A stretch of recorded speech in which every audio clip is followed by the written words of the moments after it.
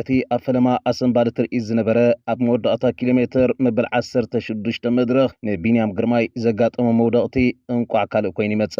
ቢንያም ኣብዛ መድረኽ ወዲቑ ብደቂ ጋንትኡ ተሓቢሒቡ ናብ መስመር ክኣቱ ተዓዚብናዮም። ፊሊፕሰን ሳልሳይ ናይ መድረኽ ዓወታ መዝጊቡ ንፍልልዮም ናብ 32 ነጥቢ ከውርዶ ክኢሉ ኣሎ።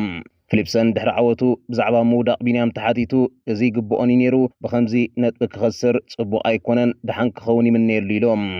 እቲ ጥዑም ስማዕ ዝኾነ ግን ድሒራ ኢንተርማርሽ ኣብ ዘውፅኣቶ መግለጺ ቢንያም መስበርቲ ዝበሃል ኣይነበሮን ስለዚ ከዓ ክቕጽል እዮም። ኢንተርማርሽ ኣብ መግለጺያ ቢንያም ግርማይ ዘካየዶም ሕክምናዊ ምርመራታት ዝኾነ መስበርቲ ተረኽቦን ተቓላሳዩ ጽባሕ ኣብ ውድድር ኣሎ ዝብል ብስራት ያስሚዓትና።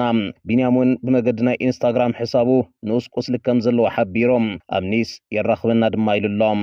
ወላ እኳ ፈለማ መውደቕቱ ኣሰንቢድና እንተነበረ ኣብ መወዳእታ ግን ኣቕሊሉሉ ጾታ ክቕጽል ምኽኣሉ ናይ ብሓቂ ተመስገን ዘብል እዮም።